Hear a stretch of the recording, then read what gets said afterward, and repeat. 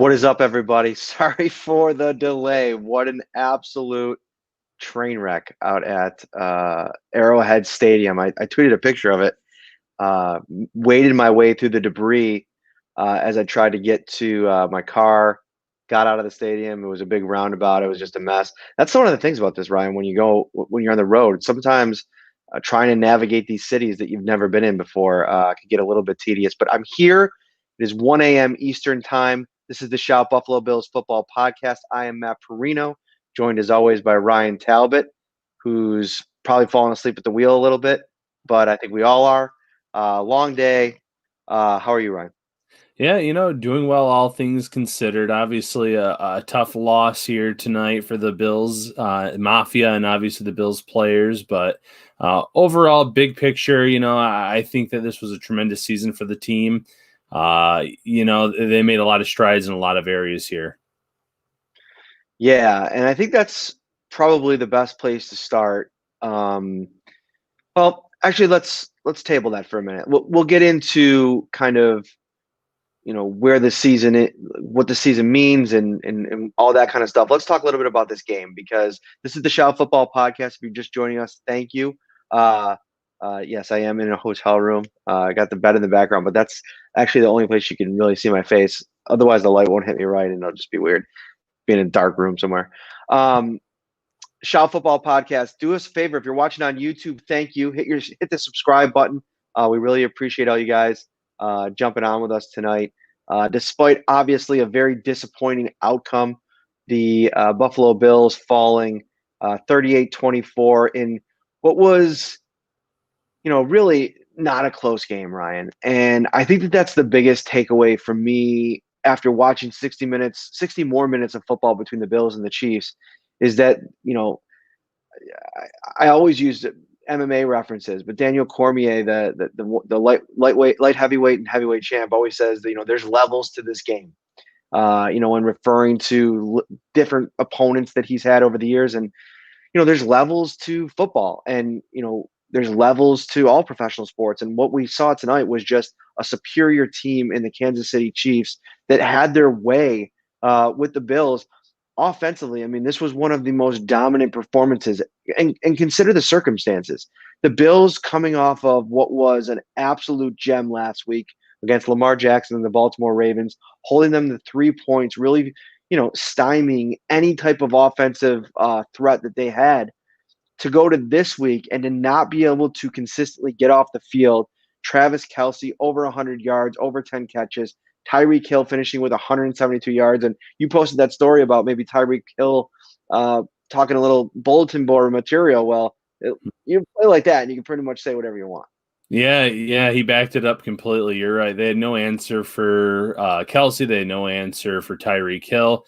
And it's kind of scary when you go back and watch that game because their first and maybe only punt, what happened after Hill dropped a 30-yard pass that hit him right on the hands. Without that, who knows? Maybe they score on every drive in this game or move the ball deep on the Bills every single drive. That was the only time that I can remember at the start of the game is where they were stopped, and they pretty much stopped themselves. So as much talent as there is on this Bills roster on offense, defense, special teams, there is a sizable gap between them and the Chiefs at this point in time.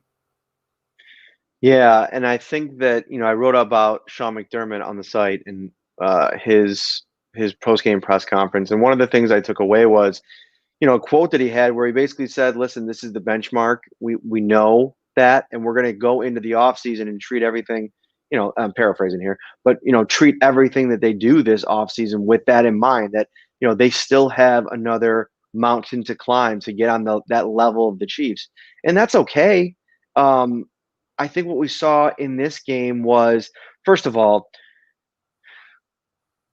defensively, I really can't find a team that's going to be able to stop all the weapons. I mean, Patrick Mahomes looked healthy tonight. Their offensive line, I mean, that was supposed to be the area where a team could really attack them. Maybe if you had a really good defensive front that could consistently get pressure with four, because if you blitz Patrick Mahomes, we talked about it so much before the game, that's when he beats you. The Bills, they're how they're currently constructed being kind of a one-man band with Jerry Hughes being, we've talked him up a lot over the last couple of weeks, but he's not in that tier of defensive ends that could take over a game. Like I thought today, Frank Clark had a Frank Clark game where he took over the game at points and he was making game-changing plays from the edge. Now, of course, he's got Chris Jones inside. It makes things a lot easier on him. But there's a reason why the Kansas City Chiefs traded for Frank Clark and paid him all that money, because on the big stage, you need big-time playmakers in key positions. And I just thought all of those key positions, and we can get into them, they made plays for the Chiefs tonight. Yeah, I think you nailed it. The Bills are lacking that special player off the edge that can that can be a difference maker. Obviously players like the Watt brothers that don't grow on trees. You can't get Frank Clarks very easily.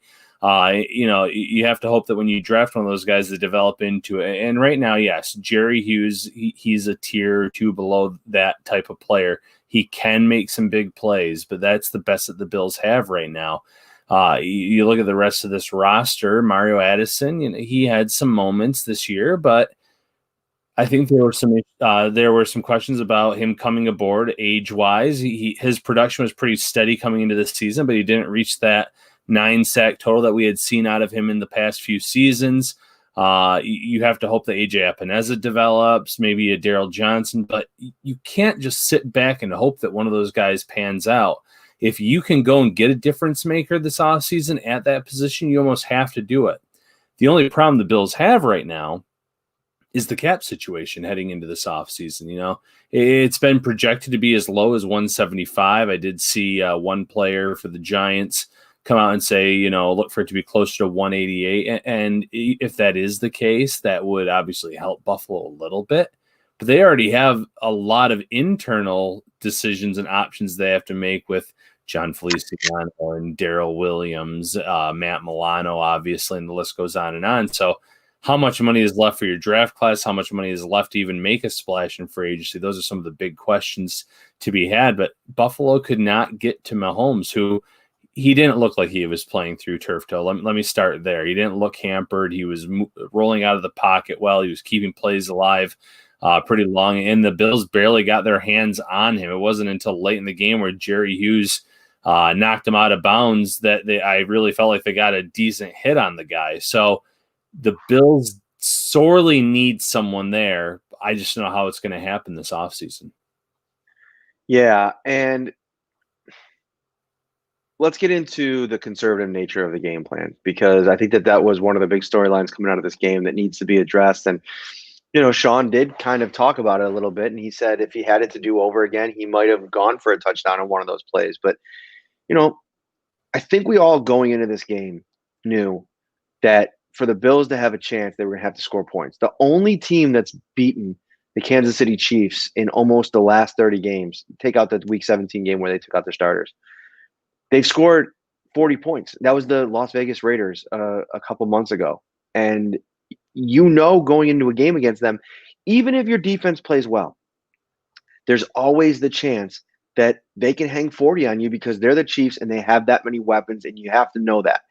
And I thought that, maybe there was an angle where Sean was trying to protect an offense that was obviously struggling, that again seemed to be outclassed by Steve Spagnuolo in terms of, the scheme that we talked about it all week. We spent a ton of time with Brian Dable asking him about it.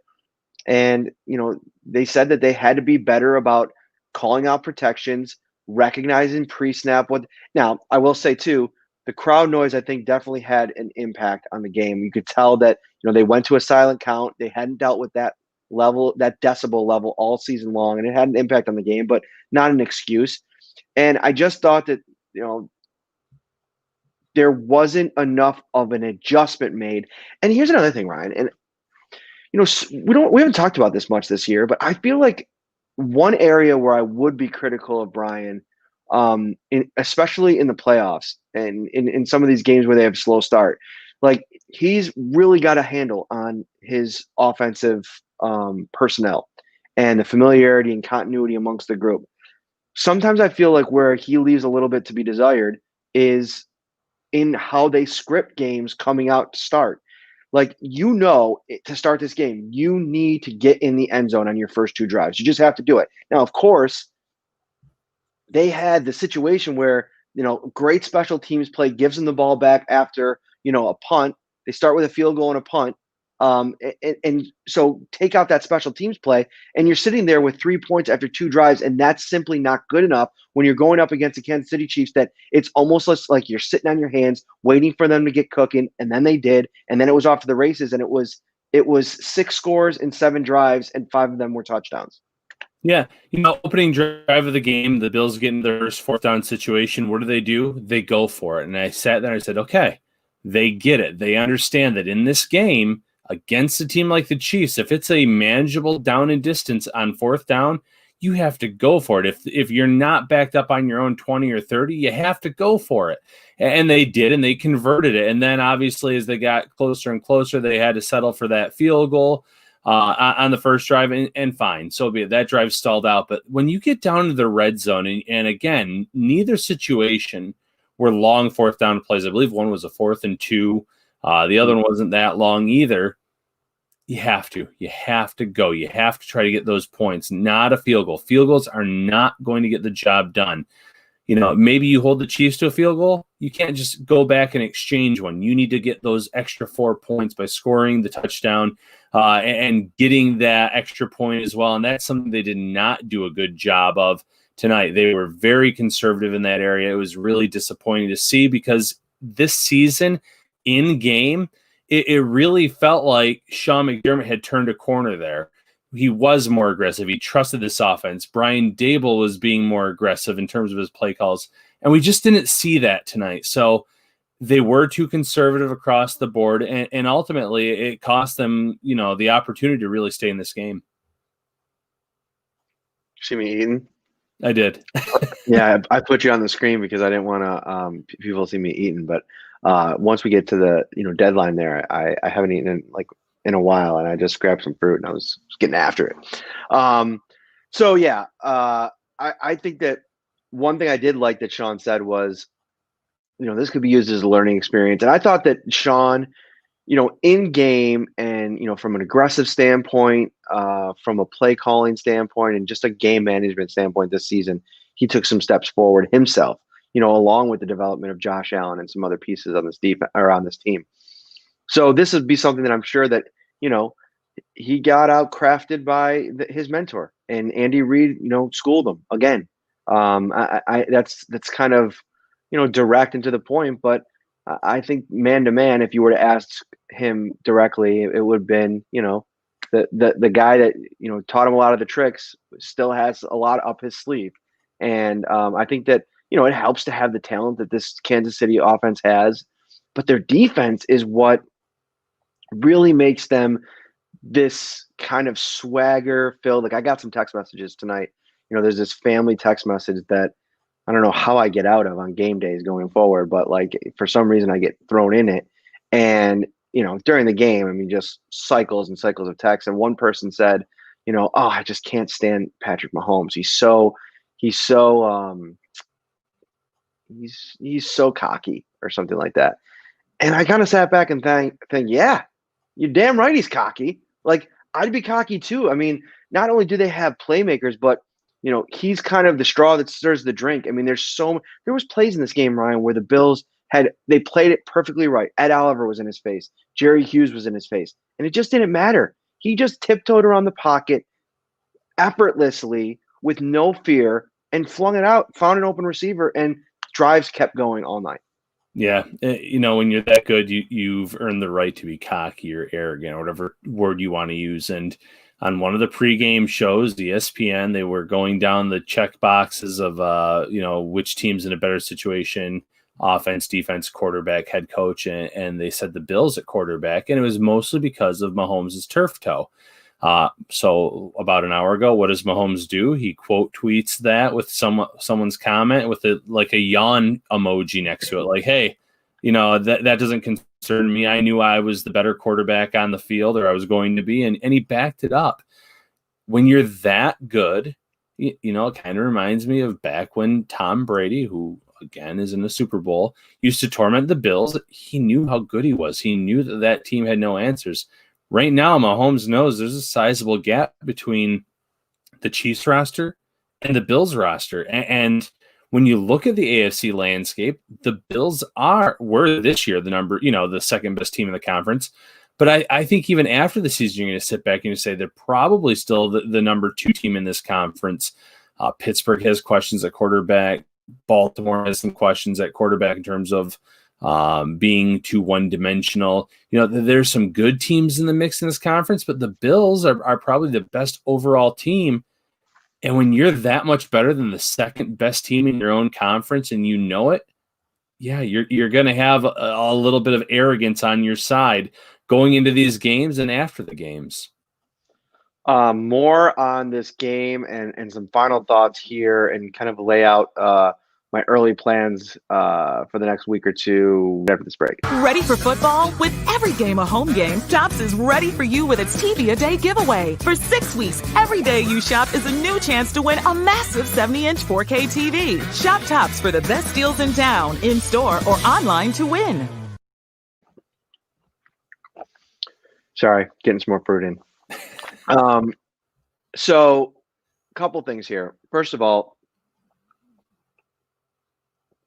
how this season is going, or how this off season is going to we're going to transition to the off season. We're going to have one more show, I think, on Wednesday this week, the Staples show. We'll keep that going. That'll probably be it for a while. We may even take a Wednesday off Super Bowl week. I haven't decided yet. It's been an unbelievable grind, and we've been so happy to do it, but we've had all of these shows leading up to this time, and I think we're going to kind of take a break, let things settle down a little bit. And, I think we'll put a nice little bow on things on Wednesday and give ourselves a couple weeks to, recalibrate before we get too much into this off season. But I think one of the things from this game is you realize that, where you thought you couldn't possibly rearrange pieces, I think you learned in this game that you might be able to. And, we had 3 games now where we saw a healthy John Brown back in the mix. And I just thought that he wasn't nearly as impactful as I needed him to be if I'm sitting there in the Bills front office with a decision looming and money, finding money being one of the top priorities this offseason, depending on where the salary cap lands. I think I saw something in the craziness of this week that it's getting close to being at 190, but I can't say that for sure, so we'll see. But what's going on in the interior of that offensive line? Mitch Morse, you could save a lot of money if you move on from him. I thought up front, they weren't as good as I think you probably wanted to see them be in this game, knowing that they had Feliciano back in the mix. I thought Darrell Williams maybe lost some money tonight. I thought, offensively speaking, from top to bottom, maybe outside of Cole Beasley and TJ Yeldon, this was a really disappointing performance across the board for this Bills offense. It was really bad, and I think you nailed it on John Brown. If you can save that money and use it somewhere else, and I saw some people in the comments here mentioning Kenny Stills. Maybe you can bring back Kenny Stills at a reasonable price. He's been in the system a little bit now. He might be a cheaper option. He can still be that guy that stretches the field, does a lot of the same things as John Brown. And I know that John Brown is just 1 year removed from a 1,000-yard season being Josh Allen's number 1 target. But injuries are a concern when you have a speedy receiver. I know Stills has a history of some hamstring, leg injuries, things like that too. So maybe he's not the answer either. But you're right. You have to make some tough decisions. And if that frees up some money, maybe that's what you do. The offensive line, this was their worst performance in a long time. That obviously did not help Josh Allen tonight when he was getting so used to having a lot of time there to survey the field and scan the field. A lot of guys were beaten on plays where Allen was either taking a hit or having to maybe scramble or try to do things a little bit earlier than he had liked. So, yeah, Yeldon was a bright spot. It's no coincidence that Sean McDermott and the coaching staff pulled Devin Singletary after he dropped what should have been an easy catch that would have gone for a first down and who knows how much more. Yeldon, to his credit, stepped up in his place, but there's questions about the running back position. Zach Moss coming back from a serious ankle injury.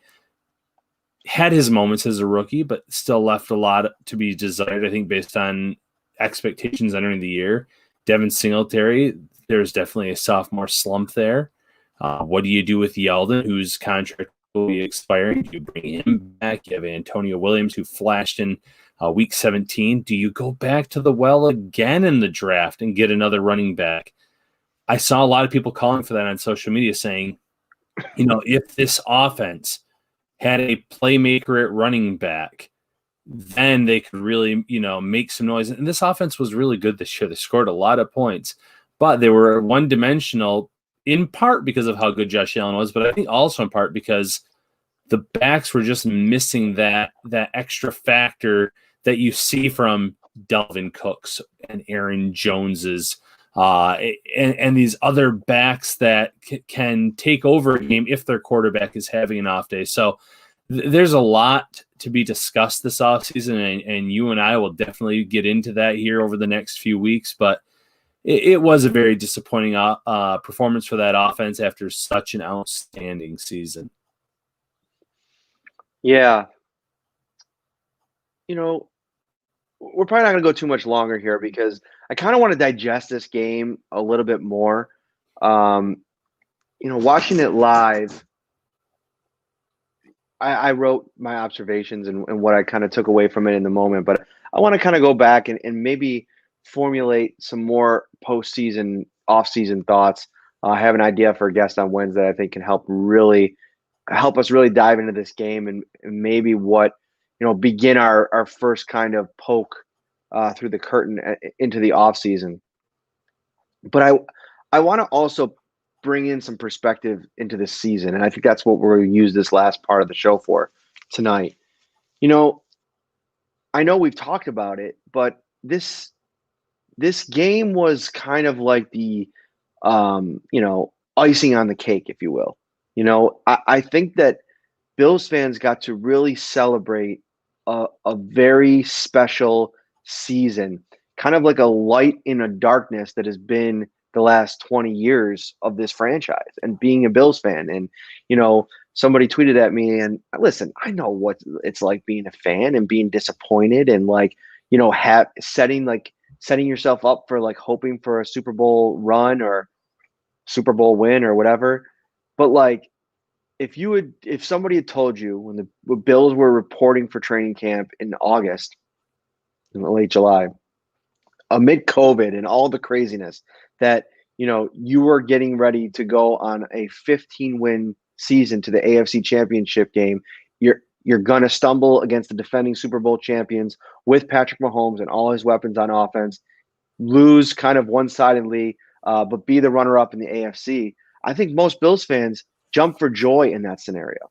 And now we're sitting here now, and expectations, kind of grew over the course of the season, and rightfully so. And that's what being a fan's all about. But I think as you move away from this, you have a roster built foundationally strong that now you can start to tinker a little bit and maybe rework some of the, I think you have a lot of film now on a lot of guys. And I think that there's a lot of guys that, future is up in the air. We mentioned two of them. I think another guy that's going to be interesting, and there's still a lot of time left. I don't think that anything's coming this offseason, but Tremaine Edmonds is somebody that I think is really going to be interesting to cover next year. And what jump does he make, the 22-year-old, from third year to fourth year, when I feel like it's going to have to finally be that breakout season, that consistency. There's a lot of those little stories. I mean, Tre'Davious White had a great season, most of it. Second team All-Pro. He struggled tonight. I mean, in a moment like this, when you're getting bludgeoned by a playmaker like Travis Kelce and Tyreek Hill more so, you need without Sammy Watkins there, you need your All-Pro cornerback to step up and make plays, and he just didn't make enough tonight. So I think there's a lot to be disappointed about and a lot to be sad about. But there's also a lot to be excited about and hopeful about, and I hope that people are able to find a little bit of that in the frustration. Yeah, if tonight's loss leaves a sour taste in your mouth, it's understandable. We get it. You were in the AFC Championship. You were 60 minutes away from a Super Bowl appearance. You got out to a 9-0 lead because of a field goal and then, a muff punt.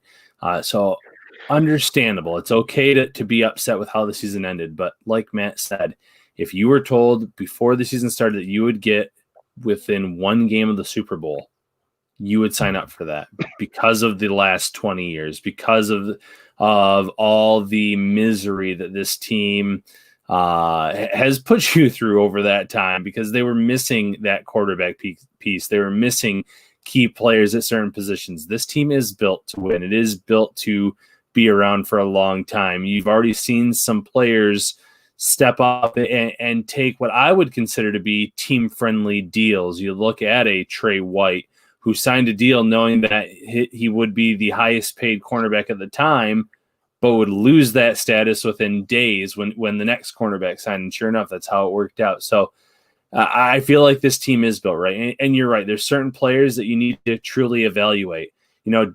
Let's say Dawson Knox, for instance, young guy still, you drafted him for his potential.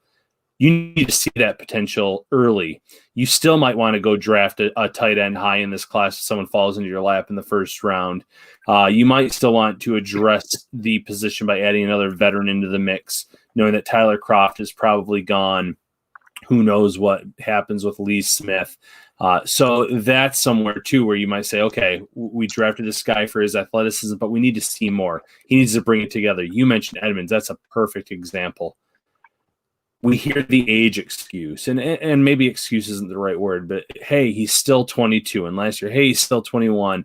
There's all these players that were getting drafted this year that are older than him. I get it, but he's also been in this same system now for his entire career. This is not a case of a young guy having to learn a different system year in, year out with defensive coordinators coming in and out of the picture.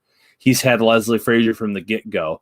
And there have been flashes. There has been some tremendous play, but there's been also a lot of misplays on the field where he's biting on what he sees. He's moving too far out of position and he's letting guys get open. So as much potential as there is, as much as he is a very likable player, some of these young guys, they need to start putting it together in 2021.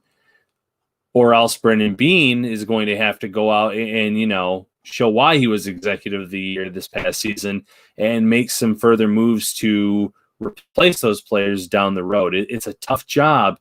You can't just keep players, though, in a position because of potential. Because eventually potential, if it doesn't amount to something, then you're putting below average people or average players in spots where you could have playmakers and you could have difference makers. And that's the difference between a team that gets the AFC Championship game and a team that gets the Super Bowl and wins it all.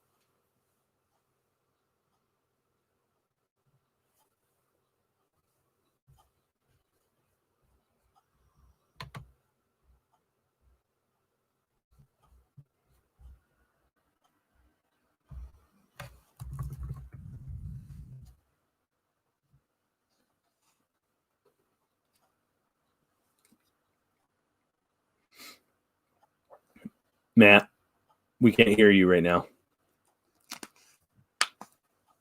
Nice. Were you doing that the whole time while I was talking? I did for a while, and then I went to the chat. Can you tell it's 1:30 in the morning? All right, we're going to get out of here. We'll be back with a awesome show on Wednesday night. We'll really wrap this thing up. Hopefully we'll get a chance tomorrow to talk to a lot of players. We didn't get a chance to talk to Stephon Diggs or Tre'Davious White tonight, so maybe we'll get a chance to do that tomorrow. And you guys have been awesome all year. This has been so fun all season to do these post-game shows and interact with all you guys, and it's been really fun. And you made this podcast like really successful and really engaging, and that's on you. And I'm not surprised. We what Ryan and I feel about Bills Mafia. For Ryan Talbot, I am Matt Parrino. Please find us on all the audio platforms. Subscribe if you're watching on YouTube. We'll be back on Wednesday night. Make sure you set up notifications so you know when we go live. We will see you then, my friends. Take care. Ready for football? Tops is with ready-to-serve fan favorites everyone will cheer for. Delicious family or party packs like pizza, sliders, fried chicken, barbecue, or beef on weck. Starting at only $4 per serving. Perfect for game day and any day.